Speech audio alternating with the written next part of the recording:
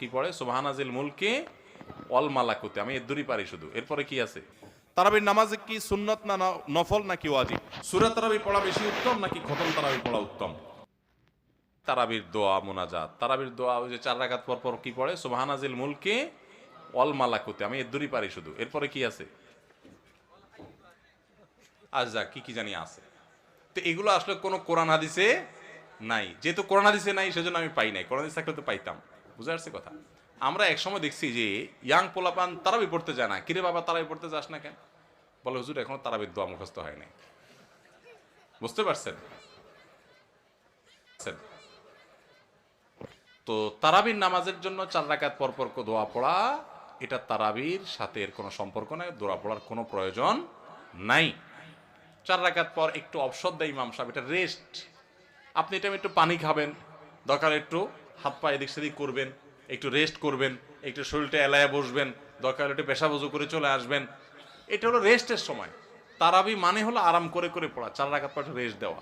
ওই মধ্যপ্রাচ্যের লোকরা, মিডল ইস্টের লোকেরা আছে, আমাদের দেশেও কোনো কোনো মসজিদে দেখা যায় 4 রাকাত পর পর একটু খেজুর, একটু পানি, একটু চা একটু খায় মানুষ।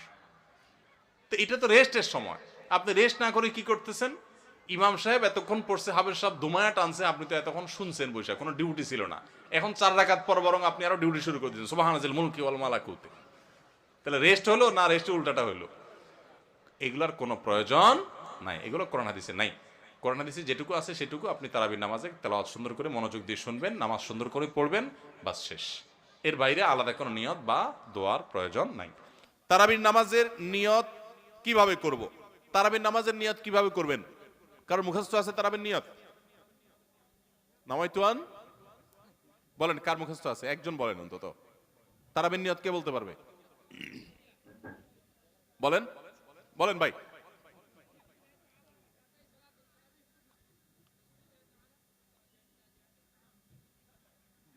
মাশাআল্লাহ মাশাআল্লাহ, এবারই পুরস্কার দেওয়া উচিত। বসেন, আপনি অনেক কষ্ট করে মুখস্থ করছেন।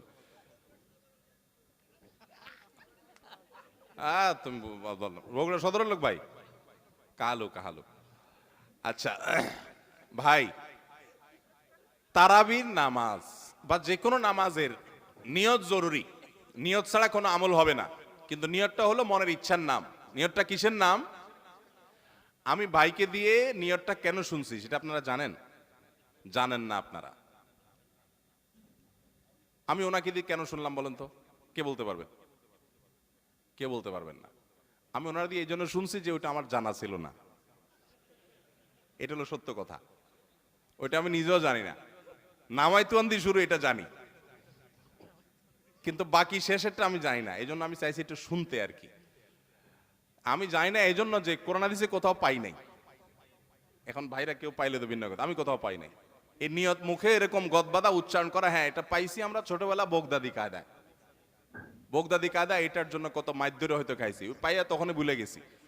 এটা পরবর্তীতে কোরআন হাদিসে যেহেতু পাই নাই, এই জন্য আর আমরা ওটা মুখস্থ করি নাই। ভাইরা আমার, নামাজের জন্য এরকম নামাইতুয়ান, এরকম গদবাদা যে দোয়া আমরা শিখেছি, এগুলোর কোনোটি কোরআন বা সুন্নাহর কোথাও আমরা নিয়ত করব মন থেকে যে আমি তারাবির নামাজ পড়ছি, বাস এটা আমার ইন্টেনশন আছে, নিয়ত আছে, মনে আছে, এটাই যথেষ্ট। মুখে উচ্চারণ করা জরুরি না, এবং মুখে উচ্চারণ করা এটা সুন্নাহও না।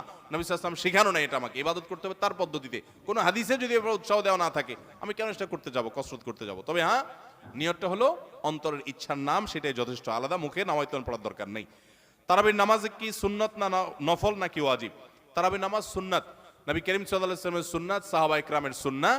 অতএব সুন্নাতের নিয়ত করলে নামাজ হয়ে যাবে। নফল শব্দের অর্থ হলো ফরজ ওয়াজিবের বাইরে এক্সট্রা, অতিরিক্ত। নফল মানে অতিরিক্ত, সেই হিসাবে নফল নিয়ত করলে আদায় হয়ে যাবে। কিন্তু এটা সুন্নাহ নামাজ। তারাবির নামাজ কিসের নামাজ? সুন্নাহ নামাজ। সূরা তারাবি পড়া বেশি উত্তম নাকি খতম তারাবি পড়া উত্তম? অবশ্যই যদি আপনি কোরআনে কারিমের খতম পড়তে পারেন, সূরা তারাবির চাইতে সেটা উত্তম, এতে কোনো সন্দেহ নাই। সূরা তারাবিতে তো সামান্য ছোট ছোট আপনি কেরাত পড়বেন, আর খতম তারাবিতে বড় বড় কেরাত পড়বেন। তো কোরআন বেশি তেলাওয়াত করাটা তো অল্প তেলাওয়াত করার চাইতে বেশি উত্তম, সেটা তো বলাই বাহুল্য। এই জন্য অবশ্যই খতম তারাবি উত্তম।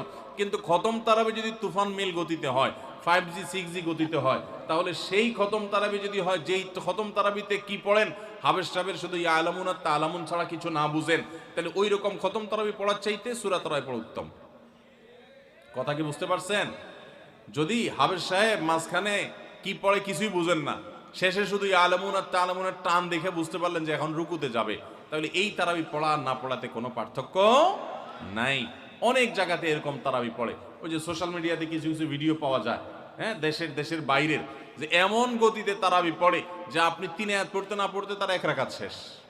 এগুলা তারাবির নামে তামাশা। শুধু খতম তারাবি কেন, অনেক সূরা তারাবিও এরকম আছে যে পড়ে সূরা তারাবি, সেটা আবার এরকম 5G গতিতে পড়ে। তারাবির নামে যে কত তামাশা চলে।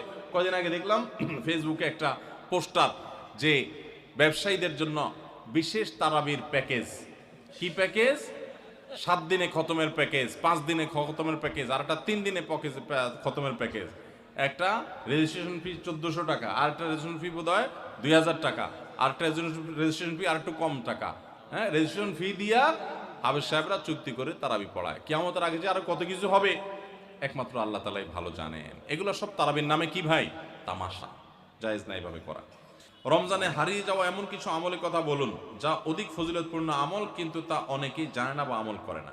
4টি আমলের কথা বলতে পারি।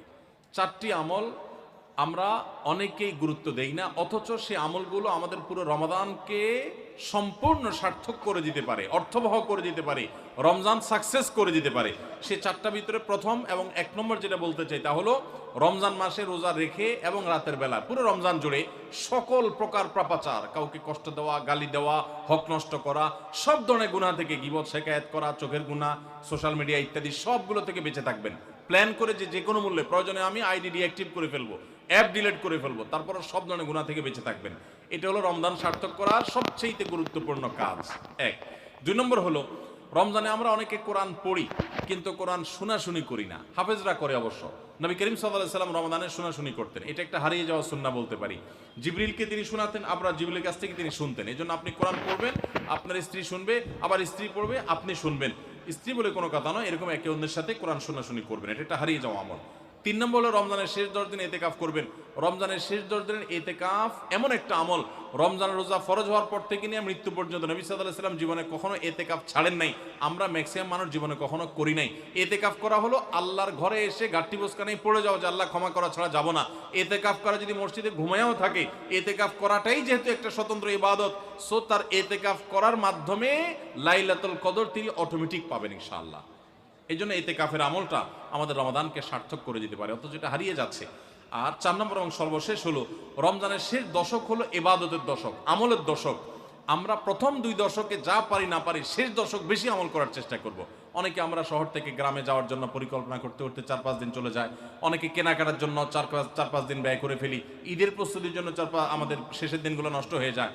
এগুলো না করে আল্লাহর ওয়াস্তে শেষ দশককে ইবাদতের জন্য রিজার্ভ করে ফেলি, গোটা ফ্যামিলি সহ ইবাদত বন্দী করি, রমজানটাকে আমরা উপভোগ করতে পারবো ইনশাআল্লাহ। এটা আমাদের জন্য তৃপ্তির রমাদান হবে। আল্লাহ আমাদেরকে তৌফিক দান করুন। তাহলে 4টি আমলের কথা বলেছি, সকল প্রকার গুনাহ থেকে বেঁচে থাকা, কোরআন শোনাশুনি করা, এতেকাফ করা এবং রমজানের শেষ দশকে বিশেষভাবে ইবাদতের পরে যত্নশীল হওয়া, শেষ দশকে সকল ব্যস্ততা কমায় দেওয়া। এই 4টি জিনিস আমাদের রমাদানকে সার্থক করতে পারে ইনশাআল্লাহ তাআলা। একটু দাঁড়ান, কষ্ট করে একটু দাঁড়ান। আপনার বেতন কত ভাই?